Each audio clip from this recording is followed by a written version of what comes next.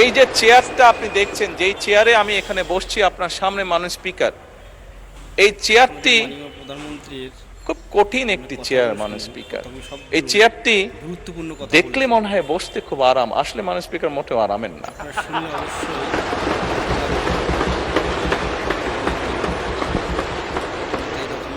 এই চেয়ারটিতে বসলে মাননীয় স্পিকার প্রতি মুহূর্তে মনে হয় যে আগুনের তপ্ত হিট আসছে মাননীয় স্পিকার। হাসার কিছু নেই, আমি যা ফিল করি আমি আপনাদেরকে তাই বলছি, মাননীয় স্পিকার এই চেয়ারের থেকে উঠে দাঁড়িয়ে আপনার সামনে বক্তব্যে আমি হয়তো অনেক পপুলার কথা বলতে পারতাম, যেটাতে আরো অনেক বেশি তালি হতো মাননীয় স্পিকার। কিন্তু এই চেয়ার আমাকে বলে যে আমি সবসময় পপুলার কথা বলতে পারি না, আমাকে সেটাই বলতে হবে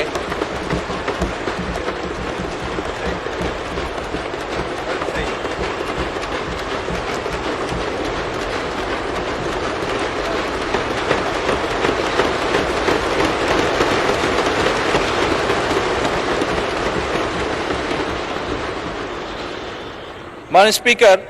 একজন রাজনীতিবিদ হিসাবে আমারও তো ইচ্ছা করে পপুলার কথা বলতে, যাতে জোরে জোরে তালি পায়, কিন্তু এই চেয়ার প্রতি মুহূর্তে আমাকে স্মরণ করে দেয়, no, you have to take the right decision, not the popular decision.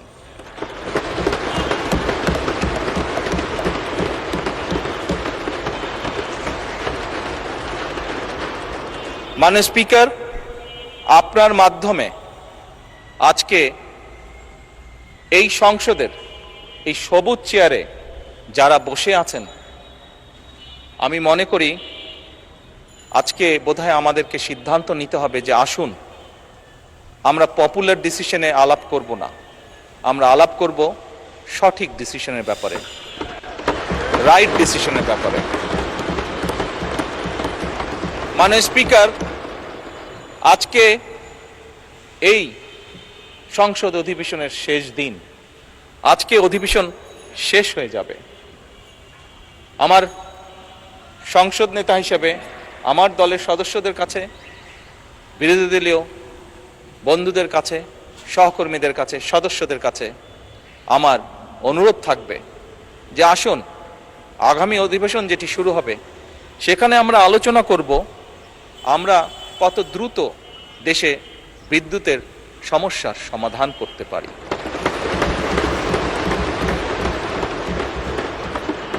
মাননীয় স্পিকার, আমরা আলাপ করতে চাই, আমি আলাপ করতে চাই আগামী সংসদে কত দ্রুত আমরা কত বেশি সংখ্যক মানুষের কর্মসংস্থান, দেশেই হোক বিদেশি হোক, তৈরি করতে পারি।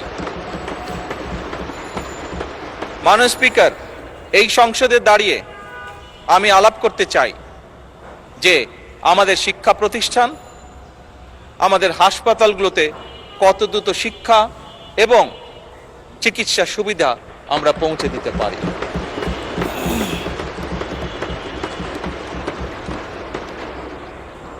মাননীয় স্পিকার, দিনের কার্যবিধিতে আপনি যখন শুরু করেন, বিভিন্ন সময় বিভিন্ন সংসদ সদস্য বলে ওঠেন তার এলাকায় রাস্তা লাগবে, তার এলাকায় ব্রিজ লাগবে, কারো এলাকায় কালভার্ট লাগবে। স্বয়ং বিরোধী দলীয় নেতা ওনার এলাকার সমস্যার কথা বলেছেন। মাননীয় স্পিকার, আমরা যদি দেশের পরিস্থিতি স্থিতিশীল রাখতে না পারি, দেশে আমরা যদি অর্থনৈতিকভাবে শক্তিশালী করতে না পারি, মাননীয় স্পিকার, বর্তমান প্রেক্ষাপটে যেখানে 30 লক্ষ কোটি টাকার ঋণ নিয়ে এই সংসদ দেশ পরিচালনা শুরু করেছে, সেই দেশকে আমরা এগিয়ে নিতে পারবো না। আমরা যদি একটি স্টেবল গভর্নমেন্ট রাখি, আমরা যদি একটি স্টেবল পার্লামেন্ট এনশিওর করতে না পারি, মাননীয় স্পিকার, আমরা কোনোভাবেই এই দেশকে সামনে নিয়ে যেতে পারবো না। মাননীয় স্পিকার, এই দেশকে যদি সামনে নিতে হয় তাহলে অবশ্যই আমাদের উভয় পক্ষকে একসাথে কাজ করতে হবে। হ্যাঁ, বাংলাদেশে আইটি শিল্পের বিকাশ কিভাবে হবে এ ব্যাপারে হয়তো আমাদের মধ্যে ডিবেট হতে পারে, এ ব্যাপারে আমাদের মধ্যে দ্বিমত থাকতে পারে, কিন্তু বাংলাদেশের আইটি শিল্পের বহিঃপ্রকাশ হতে হবে, এ ব্যাপারে আমাদের মধ্যে নিশ্চয়ই কোনো ডিবেট নেই। মাননীয় স্পিকার, সেজন্যই আসুন আজকে আমরা সিদ্ধান্ত গ্রহণ করি যে আমাদের আলোচনার বিষয়বস্তু হবে এই দেশের মানুষের ভাগ্যের পরিবর্তন।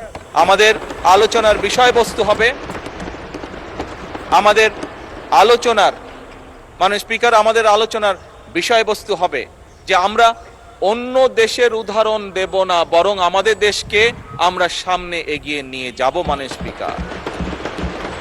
স্পিকার 1971 সালে এই দেশ যখন স্বাধীন হয়েছে, এই মুহূর্তে আমরা বিভিন্ন বিবেচনায় আমাদের দেশকে যদি স্ট্যান্ডার্ডে ধরি, আমাদের মতন অনেকগুলো দেশ ছিল যারা হয়তো 1972-73 সালে স্বাধীন হয়েছে, তারা আমাদের থেকে এগিয়ে গিয়েছে। স্পিকার আমরা পারিনি কেন?